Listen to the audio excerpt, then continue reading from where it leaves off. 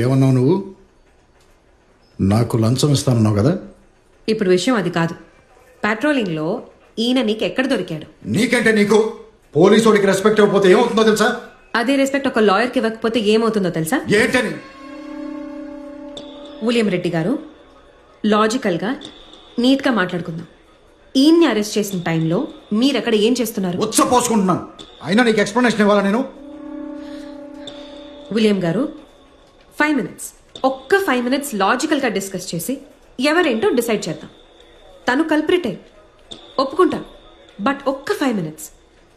ఇది నాకే కాదు, నీకు హెల్ప్ అవుతుంది. Please SIT.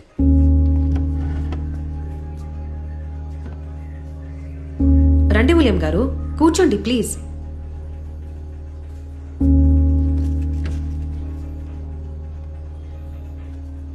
ఏయ్, ఏంటి రికార్డ్ చేస్తున్నావా? సైలెంట్లో పెడుతున్నాను సార్. సరే, నేను కొన్ని క్వశ్చన్స్ అడుగుతా. ఎక్కడైనా లాజిక్ మిస్ అయినా, నేను ఎమోషనల్గా నా హస్బెండ్ వైపు ఇంక్లైన్ అవుతున్నట్టు అనిపించినా క్రాస్ క్వశ్చన్ చేయొచ్చు మీరు. ఓకే? మీరు ఎన్నింటికి ఇంట్లోకి వెళ్ళారు సార్? చెప్తే మీకే మంచిది. 1:30 ఎలా వెళ్ళారు లోపలికి? గోడ దూకి డోర్ లాక్ చేసి ఉంటే విండో ఓపెన్ చేసుకుని. ఈ అవతారం ఎందుకు? చెప్పాను కదా సార్, డ్రామా ప్రాక్టీస్ కోసమని. డ్రామా? ఓ, మీరు సండేస్ ప్రాక్టీస్కి వెళ్తారు అదా? చెప్పండి. అదే. ఏంటిది సండేస్ ప్రాక్టీస్, మండేస్ మర్దనాలు? లీడ్ చేస్తున్నావా? ఓకే, సార్కి ఎలా దొరికారు? నేను గోడ దూకి వెళ్ళిపోతుంటే ఆయన కనపడ్డారు. కనపడ్డారు అంటే ఆయన కూడా గోడ దూకారా? Hello, watch it. Sir please watch it.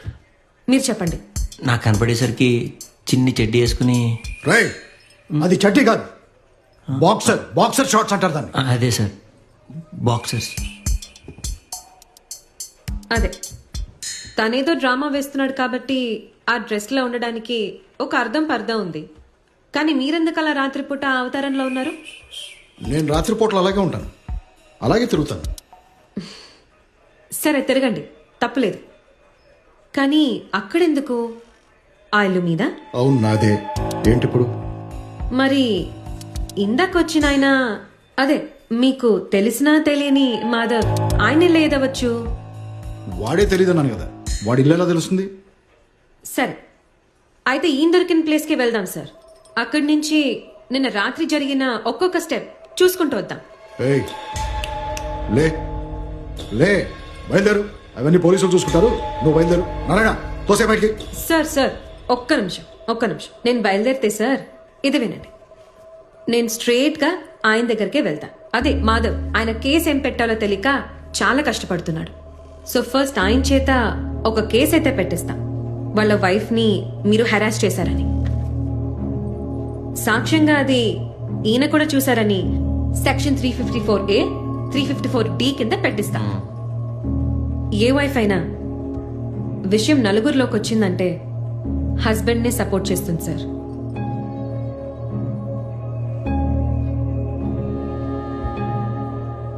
అప్పుడు మీ పరిస్థితి ఏంటి సార్?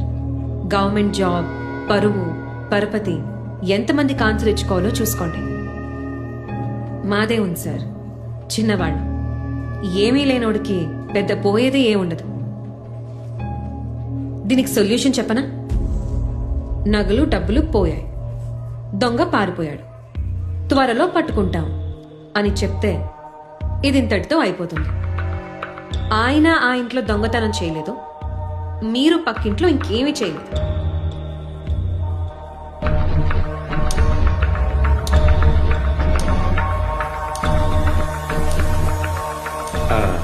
మీ ఇష్టం సార్. నేనేం అడగల.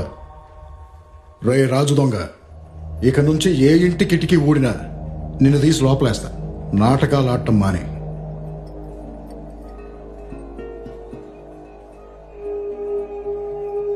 ఇవాళ నువ్వు వచ్చావు కాబట్టి బతికిపోయాడు.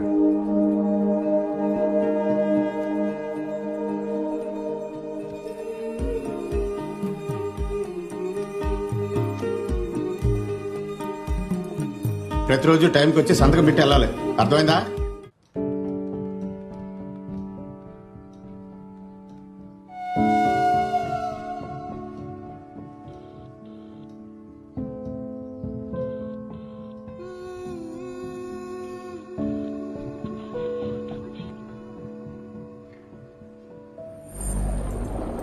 మళ్ళీ ఎక్స్టెండ్ ఏం అవ్వదు కదా? మోస్ట్లీ 4 రోజులే, వెళ్ళాక తెలుస్తుంది. Bye. నేను ఫోన్ చేస్తా. Miss you. ఈ విషయం బయట పెట్టుకుంటావా? పోయేది నీ పరువు. ఏం చేస్తావురా? అసలు ఇలా చేయాలనిపించిందా మీకు? పోరా, దిక్కున్న చోట చెప్పు. దోసేయ్ రా, ఎంత దోసేయ్, ఎంత నమ్మేరా, ఎంత నమ్మేరా.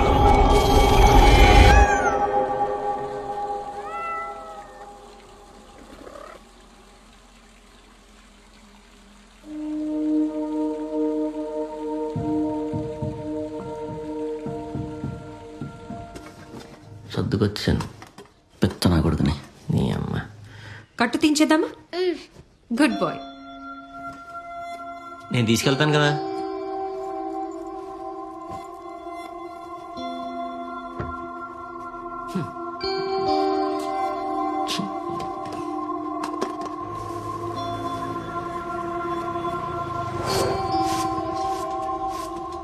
ఏం భాస్కర్ సెటిల్ అయిపోయినావా? నీ అమ్మ పెద్ద ఆభరణాలు ఇచ్చి పంపించింది చెలికత్తలాగా. ఏం కాలేదా ఏంది? పొడుస్తా గొంతులో. అనవసరంగా నమ్మాను నిన్ను. నువ్వు కిరీటం ఇట్లా పెట్టుకుంటివా ఇట్లా పెట్టుకుంటివా? ఇట్లా మధ్యలో పెట్టుకుంటుంది. అడ్డంగా దొరికిపోయా. ఇంతకు ముందు గొడవ పడుతున్నా ఏదోలా మాట్లాడింది నా పెళ్ళం. ఇప్పుడు నీ కిరీటం దెబ్బకి అది కూడా మాట మాని దొబ్బింది. ఈ మొహం ఆ? పెళ్ళాము విడిచిపెట్టిపోతా అంటివి కదా, చెప్పు. హాయ్. ఏంటి బర్త్డేనా? కాదు, ఇవాళ నా లాస్ట్ డే. లాస్ట్ డేయా? ఎప్పుడు రిజైన్ చేసావు? మొన్న పెళ్లి ఫిక్స్ అయిందని చెప్పాను కదా, ఆ రోజే. ఓ, వాళ్ళకి నేను సేల్స్ గర్ల్గా చేయడం ఇష్టం లేదు, అందుకే. అదేంటి? వాళ్ళకేదో ప్రెస్టేజ్ ఫీలింగ్, ఇంకా నేనేం చెప్పను. అయినా రేపు నువ్వు మాత్రం ఇలానే ఉండి చేసుకుంటావా ఏంటి? మీ భాస్కర్ ఒప్పుకుంటాడా? మనల్ని మనలా ఒప్పుకునేవాడు ఎక్కడుంటాడే? ఉన్నా మన కంటపడతాడా? సరే, నేను మళ్ళీ కలుస్తా. బాయ్.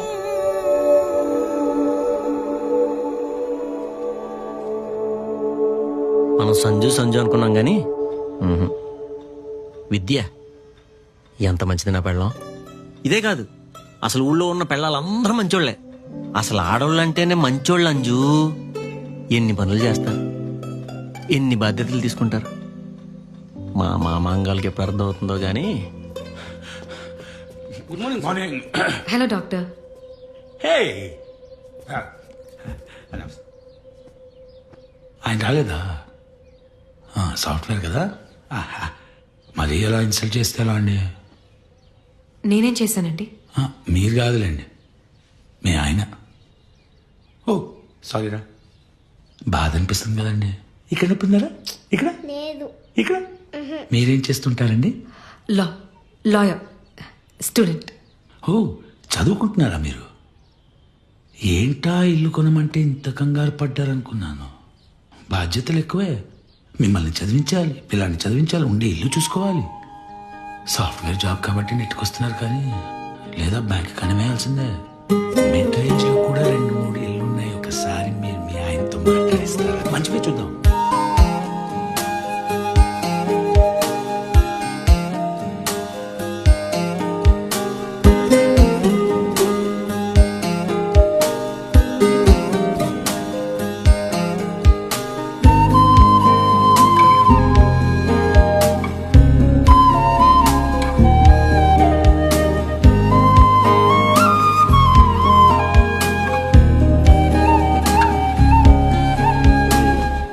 పద.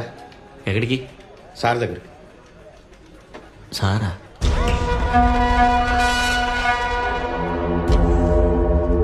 Sir, candidate. హే రాజు దొంగ దాదా, భలే ఉందా నీ పేరు? కూర్చో. నిన్ను చూసినప్పటి నుంచి మావాడు తినేసారు క్యాండిడేట్ అంటూనే ఉన్నాడు. అది సరే గాని నీకు దొంగ పోలీస్ ఆట తెలుసా? తెలియకుండా ఎందుకుంటా సార్, మనోడు చిన్నప్పటి నుంచి ఆ ఆట ఎక్కువగా ఆడేసి ఉంటాడు. ఆడే ఉంటాడు, కానీ ఇది పెద్దోళ్ళు ఆడే ఆట. ఈ ఆటని దొంగలు పోలీసులు కలిసి ఆడుతూ ఉంటారు. దొంగ చేసే ప్రతి దొంగతనంలో 20% కట్. 20% దొంగకి, జస్ట్ 80% మాకు పోలీసులు. ఎన్నాళ్ళు నాలంటోడికే దొరకలేదంటే చాలా స్మార్ట్ అయి నువ్వు. ఏంటారా ఆ డ్రెస్సు, దాంతో విన్యాసాలు, పైగా నీ వైఫ్ ఒక లాయరు. సార్ నమస్తే సార్. ఏమో అలెక్స్, దొంగ, పోలీసు, ఇదిగో అన్న. లాయర్, వాట్ కాంబోయా. ఆ సైకిల్ అలా తిరుగుతూనే ఉంటుంది. అరెస్టులు ఉండవు, డబ్బులు మాత్రం రొటేట్ అవుతూనే ఉంటాయి. నువ్వు కంటిన్యూ చేయమ్మా చెప్తాను. అంటే దొంగతనాలు మానేశాను సార్. నీకు ఒక సర్ప్రైజింగ్ విషయం చెప్పనా? శివరాత్రి రోజు ఆ డాక్టర్ గారి ఇంట్లో స్పీకరు, వాచ్, కొంత క్యాష్ సరిగ్గా మిట్ట మధ్యాహ్నం 3:45 శ్రీరామ్ నగర్ కాలనీలో ఆ ల్యాప్టాప్, ఇంకా 4-5 ఉన్నాయి సార్. ఇంకా 4-5 ఉన్నాయి. స్టడీ చేశానమ్మా. అందుకే నీ హస్తలాఘవానికి మెచ్చే ఆ మిగతా కుర్రాళ్ళకి ఇచ్చే 20 కాకుండా నీకు 30 ఇస్తున్నాను. సార్ నిజంగానే మానేశాను సార్. ఇంకోటి పెట్టమంటున్నాడు సార్. రాజు గెటప్ వేసుకుని చేస్తే 40. కాదు సార్, అవన్నీ చేయట్లేదు సార్. పోలీసోడే చెప్తున్నాడు నీకు అరెస్ట్ చేయము మొర్రో అని. అర్థం కావట్లేదా నీకు? నారాయణ, చాకెటు. సార్ నారాయణ, డబ్బులు అందరికీ అవసరమే కదా, పైగా ఆఫర్ ఎంత టెంప్టింగ్ గా ఉంది. అది కూడా చేయకపోతే ఆ రాజు దొంగ వృత్తికే అవమానం. ఏమా చేయొచ్చు కదా. ఆలోచించుకుని చెప్పమ్మా, హడావిడేం లేదు. ఎలాగూ సంతకం పెడతానికి రోజు స్టేషన్కి వస్తాడుగా. ఏమా నా మాట విను. ఆ డ్రెస్ వేసుకుని చేసి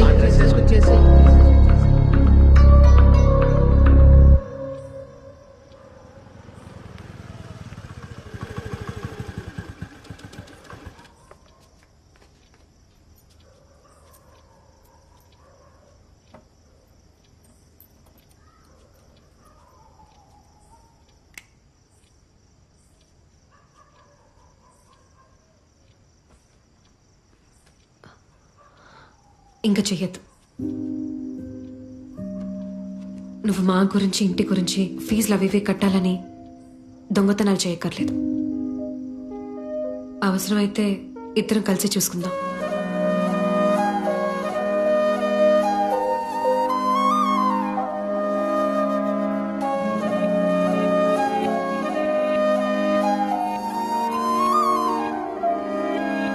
ఏంటి మాధవ్ అన్నాడా? సార్ ఇక్కడికి వచ్చి గోల్ గోల్ చేశాడు. వాళ్ళ కూడా ఇవ్వాలి. ఇంకొంచెం అరెస్ట్ చేసి లోపలేసేవాడిని.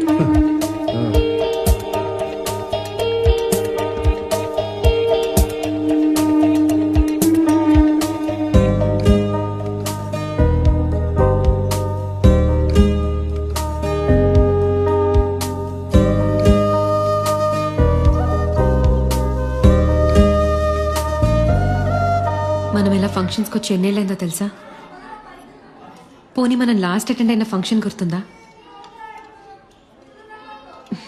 మన పెళ్ళి.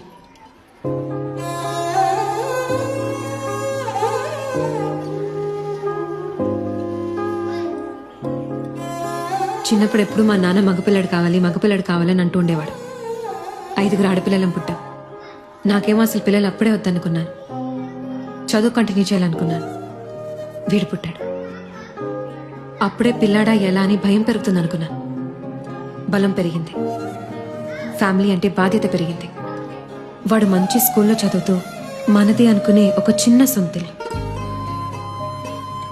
వీటి కోసం ఎంత కష్టపడాలో తెలుసు. అందుకే నీ ఒక్కడి మీదే మొత్తం పడకూడదని నేను కూడా నీకు సపోర్ట్ అవ్వాలని అంత పట్టుపట్టేదాన్ని. లా కంప్లీట్ చేయాలి. నా ఉద్దేశంలో మనకి మాత్రం ప్రశాంతమైన సెటిల్డ్ లైఫ్ కావాలి, అంతే.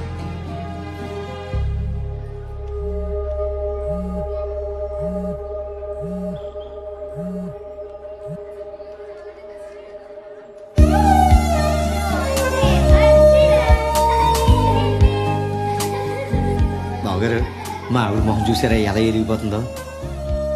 ఇప్పుడు 2 చేతుల సంపాదన కావాలి ఇల్లు కోసం అన్నారు.